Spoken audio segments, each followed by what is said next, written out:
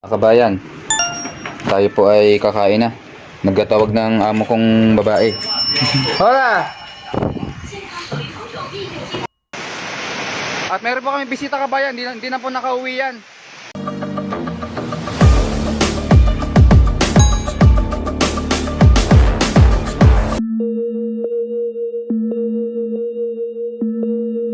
Kabayan, nagising po ako sa lakas ng hangin. Alas 3 pa madaling araw ngayon. Kukover po natin yung labas para mamaya po makita po natin mamaya umaga.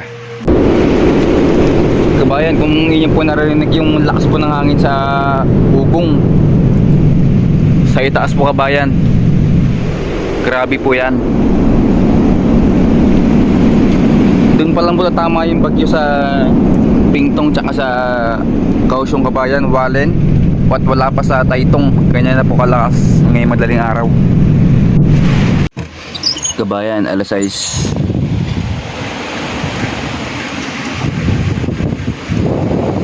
Grabe kabayan, good morning. At tayo pa magkakape muna habang bumabagyo.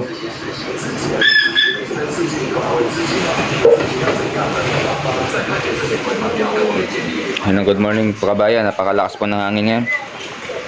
At yung mga aso pinapakain na muna at pinapapasok dito sa bahay.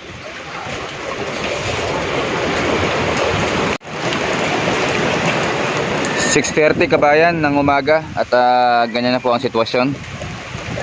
Zero visibility sa buong Taiwan kabayan dahil sa lakas ng bagyo na yan, Super Typhoon Julian. International name po ay Kraton kabayan.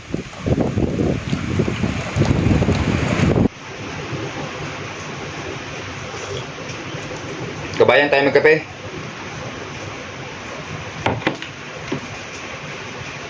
Ano ito kabayan?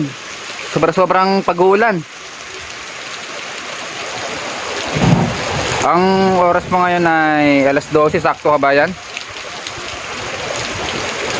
Yan po nangyayari sa Taiwan ngayon. At tayo po ay maliligo kabayan. Doon po ako po pwesto para po mas makita yung buong paligid kababayan sa kabundukan po dito. Kabayan, nagko-cover na tayo habang maliligo.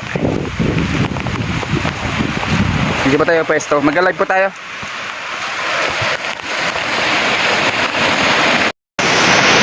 At meron po kami bisita kabayan, di na po nakauwi yan.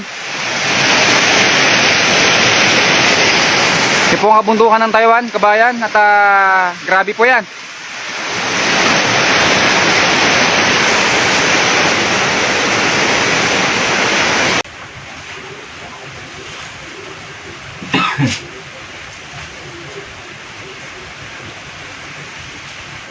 Kabayan, may nakuha akong labuyo dun sa aming farm at gagawin po natin yung chili garlic. Kabayan, tuloy-tuloy pa rin ng malakas na ulan ng hangin po ngayon hapon. Grabe kabayan, naligo ako ng ulan. Saglit lang ako naligo pero yung kamay ko talaga grabe lamig. Kabayan, nasa Taiwan, grabe lamig. Tayo ay parang isipunin. At ito ang aking mga gamit kabayan, dahil nga tayo ay mangbubuko, ay basa po yan kanina sa labas. Ano po natin kabayan, bibilad natin dito sa loob. Unang-una po dito meron tayong belt ng pandigmaan kabayan. Yan o. Ang trabaho po natin dito ay mangbubuko. Hindi naman pala masyadong basa kabayan. Itong belt lang kasi kanina nakabukas po yung zipper.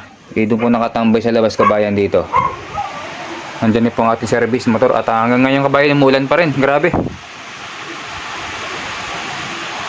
Pero sabi naman ng Pag-asa kabayan medyo humina-hina ng bagyong Kraton. At sana po tuloy-tuloy. Mamaya pa pang gabi ang bagsak dito niya sa amin.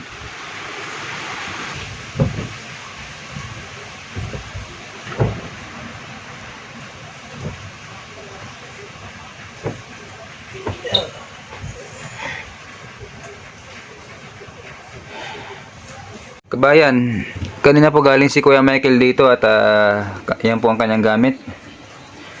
Ano po yan? Malaking power bank kabayan. Para sa solar at sa cellphone, ilaw. At yan pa po ang kanyang ibang gamit. Ito po ay halos isang dangkal po ito. Dalawa po yan. Ang isa po ay sa akin na po pinamana kabayan. At ito yung dalawang ilaw niya. Kabayan, 4:22 ng hapon.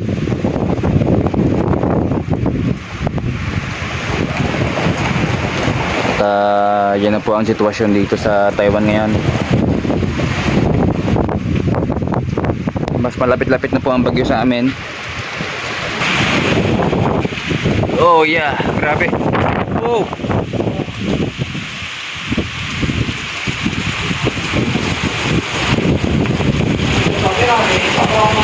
Wala. Grabe yung lumakas na hangin na yun. Uy. Yung payong nilipad na. Nakapasok nito. Grabe.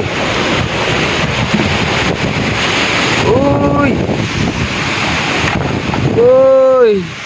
Grabe kabayan. Woo!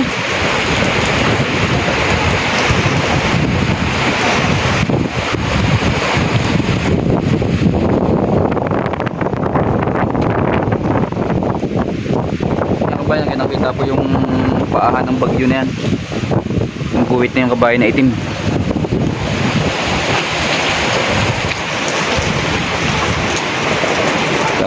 Banda po dito may sumabit na nasangang malaki.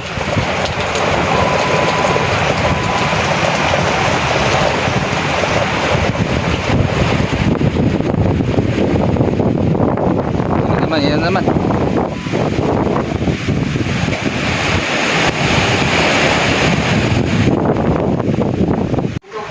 Yan ang kabayan, ang Taiwan News mismo. Nakamonitor po ang aming mga amo kabayan sa magaganap ng bagyo ngayong araw.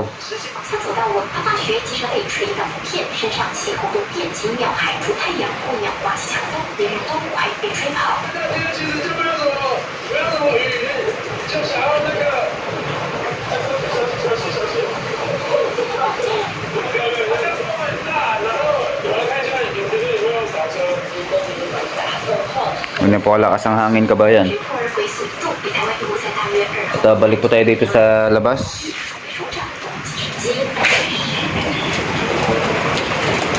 Ngayon kabayan, ang kanyang pagka-tropical cyclone ay biglaan na sobrang lakas ng hangin kabayan. Dahil nga po ay may nakaharang po doon na malaking bundok sa aming nakapaligid. At meron pa doon na isang bundok na malaki kabayan, kaya ang kanyang lakas ay medyo nawawala. Pero ang sabi naman ng Pag-asa kabayan ay medyo humina-hina na siya. At hindi pa po mismo tumutumbok ng Kaohsiung, Taiwan. Nasa ano pa yung kabayan, karagatan. At dito po kitang-kita po ang kanyang ulap na mabilis. Yan po ang kanyang mismong paa kabayan ng bagyo na yan. Kaya malaking bagay po sa amin tong palaki bundok na nakapaligid po. Dahil kung wala po yung kabayan, dito po talagang hangin yan ng turo-todo. Kabayan, tayo po ay kakain na. Nagtatawag ng amo kong babae. Hola! Tayo po ay tatawid at ako po ay nagsumbrero kabayan habang tayo binabayo ng malakas na hangin dito sa Taiwan. Ang oras po ngayon ay 5:50. 10 minutes, mag-aalas 6. Kaya lakas ng hangin. Wala. Nasa pa na. Wala. Ay, grabe. Kain tayo kabayan. At ay wala po kaming ilaw dito sa... Dito po ay wala pong ilaw. Ha? Wala. Oo, mag-siomay kabayan.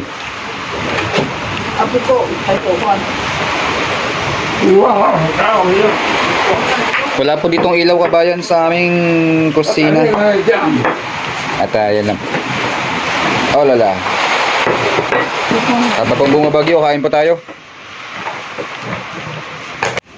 At isang magandang gabi sa lahat kababayan. Ngayong oras po ay 7:58, 2 minutes, mag-aalas 8 kabayan. At ang sitwasyon po ngayon sa Taiwan, ng gantong oras ay malakas ang hangin at ulan, habang pasalpok pa lang sa Kaohsiung kabayan ang mismong bagyo. At ingat po sa lahat kabayan, at abangan po ang aking update bukas. Maraming salamat po. God bless.